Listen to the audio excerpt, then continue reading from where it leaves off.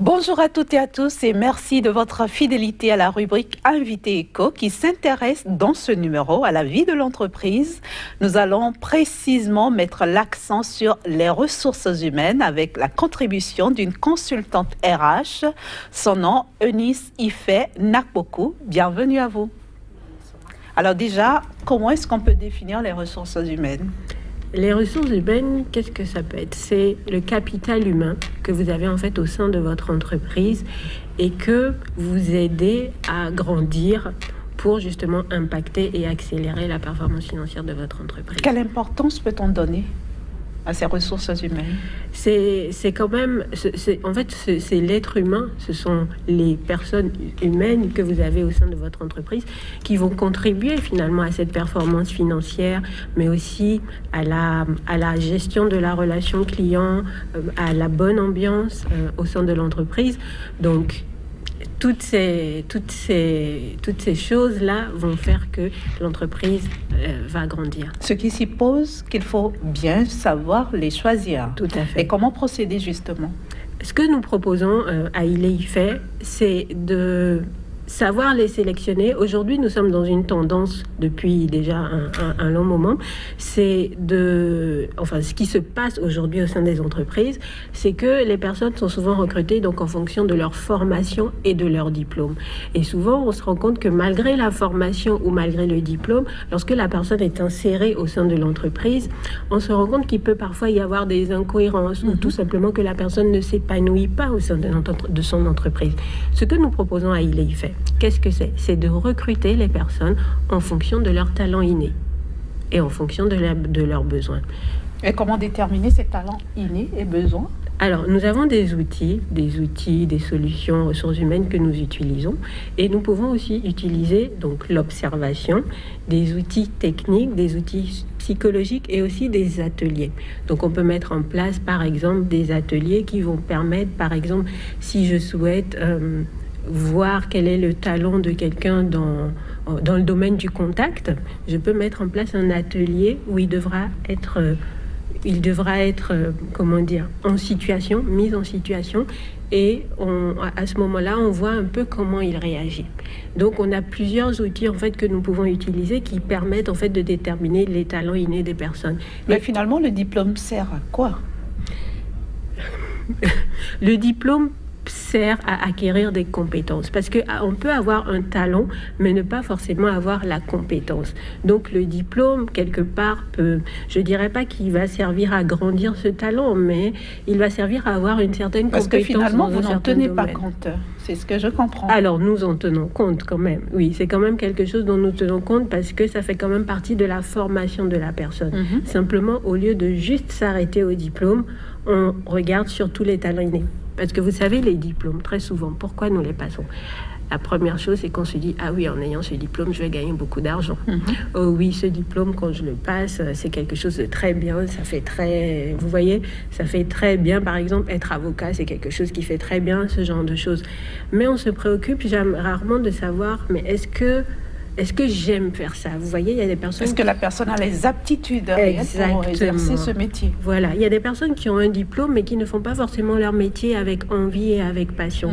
Donc oui, on tient compte du diplôme parce qu'il est important, mais ce que nous proposons aux entreprises, c'est de plutôt tenir compte des talents innés, quelque chose que nous avons tous en nous. Et ça donne quoi comme résultat, ce processus ? La première chose que ça donne comme résultat, c'est que les personnes, les collaborateurs, se rendent compte que ça leur ressemble vraiment. Ils se retrouvent en fait dans ce qu'on leur dit d'eux. C'est la première chose. Ensuite, ce qu'on leur montre, c'est pourquoi ces talents ne sont pas encore développés. Parce que vous savez, il ne suffit pas d'avoir le talent. Le talent est là, mais ensuite, il faut le développer, le faire grandir, etc. Donc, nous pouvons leur montrer quels sont les freins inconscients, parce que parfois, il y a beaucoup de freins inconscients qui font que nos talents ne sont pas développés, mais aussi, qu'est-ce qu'on peut mettre en valeur, qu'est-ce qu'on peut travailler. Donc là, c'est du développement de soi pour améliorer. Alors, que vous soyez devant une micro-entreprise ou une multinationale, oui. Est-ce que l'approche est la même ? L'approche reste quand même la même, parce que pour devenir une multinationale, il faut passer par être une micro-entreprise. Et ce sont des êtres humains que nous avons. Vous voyez, donc la seule chose qui va être différente, c'est peut-être le nombre d'ateliers à mettre en place, la façon de développer l'équipe, parce que lorsque c'est une multinationale, la performance financière et les engagements financiers sont différents, et la façon de manager aussi peut être différente, mais la personne en elle-même est toujours la même. Elle a des talents innés, des besoins. Et lorsqu'on va dans ce sens, elle est plus épanouie dans son travail.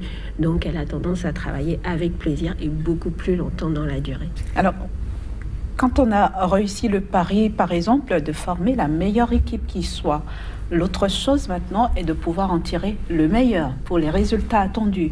Comment est-ce qu'on peut s'y prendre pour y arriver ?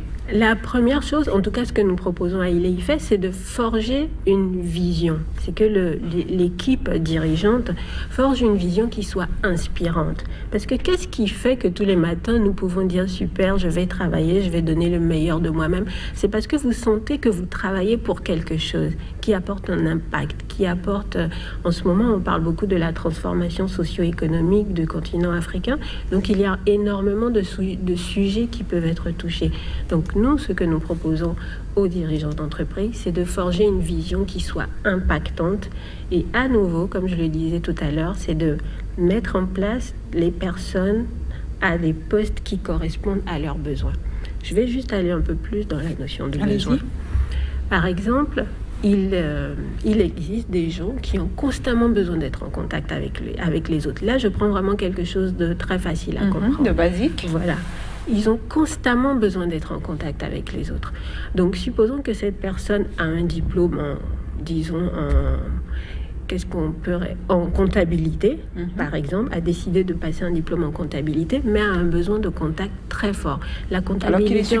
la comptabilité est supposée mettre cette personne-là dans un bureau. Exactement. Donc, il fera sa compta, mais toujours... pas très motivé, il y aura un manque etc. quelque part. Voilà. Mais peut-être que lui-même n'est pas conscient que c'est ce besoin de contact qui n'est pas comblé qui fait qu'il n'est pas motivé.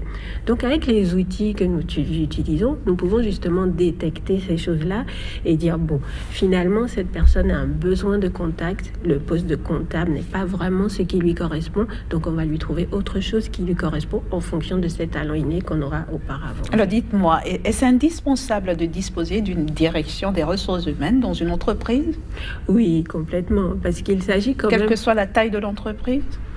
Alors, peut-être pas quelle que soit la taille de l'entreprise, parce que, en tout cas, c'est important, peut-être pas d'une direction des ressources humaines, mais c'est important quand même qu'il y ait une personne, donc en fonction de la taille de l'entreprise. Une personne qui soit chargée des ressources humaines. Exactement, qui soit dédiée à la mise en valeur du capital humain. C'est de ça qu'il s'agit. Et quel va être le rôle de cette personne? Souvent, on dit que les grands qui ont les docteurs en ressources humaines, dont un, si je me rappelle bien le nom, je crois que c'est Henri Besser-Dehors, qui disait que on ne peut pas faire de ressources humaines sans faire de psychologie et de sociologie, sans tenir compte de l'environnement dans lequel est la personne. Donc la responsabilité de cette personne, c'est pas seulement de payer les salaires, de faire ce genre de choses, mais c'est surtout de s'assurer que, au-delà du fait que la personne fait bien son travail, c'est qu'elle est vraiment à la bonne place, que la bonne personne soit à la bonne place.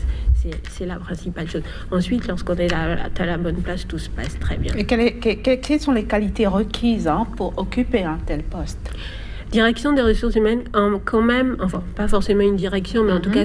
La personne chargée des ressources humaines. Oui. L'une des choses assez primordiales à laquelle on prête très peu d'attention, c'est la psychologie et la sociologie. Parce que nous parlons ici de l'être humain. Et les gens réagissent différemment en fonction de leur vécu, en fonction de leur contexte, en fonction de leur expérience passée, et en fonction d'un bon nombre de choses, en fonction des pays où ils ont vécu avant, etc. Donc c'est très important, quand on est à ce poste-là, d'avoir une certaine capacité d'adapter, de savoir s'adapter à tout le monde et de comprendre que... Et voilà, et de savoir comprendre en fait les besoins des gens, de savoir pourquoi ils réagissent ainsi, et surtout d'avoir beaucoup de tolérance. Alors pourquoi ne pas confier directement ce travail-là aux psychologues? Parce que on atteindrait les résultats ou pas? C'est une très bonne question qu'on m'a jamais posée d'ailleurs. Pourquoi ne pas confier le travail des ressources humaines aux psychologues? Disons que le psychologue, son travail est... Le psychologue, qu'est-ce qu'il fait? C'est que quand vous avez une problématique particulière, il va vous aider à dénouer cette problématique. En ressources humaines, ce que nous faisons, c'est que nous allons accompagner les personnes à mettre en valeur leur capital humain, à développer le meilleur d'eux-mêmes et ensuite contribuer donc à la performance financière. Par contre, ce qui est dommage, c'est que nous sommes dans une culture, en tout cas la culture africaine, nous avons encore du mal à investir dans tout ce qui est immatériel. Vous voyez? Or, les ressources humaines, c'est encore quelque chose d'un peu immatériel. L'entreprise où la personne va préférer investir dans une nouvelle voiture qui fait 25 millions de francs CFA, mais quand on va lui demander d'investir dans son personnel, juste 10 millions de francs par exemple, à ce moment-là, il va être un peu hésitant. Alors que si, par exemple, on se base sur les autres pays, enfin sur les autres continents, ça représente à peu près 60 à 40% d'investissement. Alors, pour revenir à l'approche de votre maison, Oui. approche basée sur les qualités innées de la personne, Les talents innés et les besoins. Comment est-ce que c'est accueilli par les entreprises? Alors, vous comprenez bien qu'ici, enfin, je ne vais pas dire en Afrique, parce que ça serait un peu généraliser les choses. D'une manière générale, c'est quelque chose d'assez novateur. Donc, il y a un vrai changement de psychologie, d'état d'esprit à faire. Par contre, les principales personnes avec qui j'ai travaillé et qui ont été amenées donc à utiliser ces outils sont très ravies et très satisfaites, parce que ça leur permet d'avoir un aperçu d'eux-mêmes et surtout ça leur donne une nouvelle image et une valorisation d'eux-mêmes, parce qu'ils se rendent compte qu'ils ont des talents et qu'ils peuvent mettre ça au service de leur entreprise. Finalement, vous pourriez intervenir à la base, je veux dire, au moment où on doit orienter l'enfant vers tel ou tel autre métier, etc. Clairement. Vous pourriez jouer un rôle aussi à ce niveau, finalement. Exactement, clairement. À partir de l'âge de 13-15 ans, parce que c'est surtout à ce moment-là... Pour l'orientation professionnelle. Exactement, tout à fait. Alors, Madame Nakpoko, si vous deviez conclure cet entretien? Je dirais aux dirigeants d'entreprise, investissez dans votre personnel, investissez dans vos collaborateurs, parce que ce sont eux qui vont en fait accroître la performance financière de l'entreprise. C'est pas seulement l'argent que vous investissez, ce sont eux, c'est leur état d'esprit. Et puis surtout, vous savez, prenons par exemple une personne qui a une déficience mentale. Si vous le mettez en costume et que vous le mettez dans un 4x4, il devient un danger. Pourtant, Exactement. il est beau et il est dans un 4x4. Donc l'extérieur nous semble waouh, mais il devient vraiment un danger. C'est la même chose. Si vous n'investissez pas dans vos ressources humaines, mais que vous leur confiez des responsabilités, les résultats peuvent être parfois catastrophiques. Et j'espère que ceci n'est pas tombé dans des oreilles de sourds. Merci à vous, Madame Eunice Nakpoko. Vous êtes consultante RH. Merci d'être passée sur Sika TV et au plaisir de vous recevoir une autre fois. Merci. À bientôt.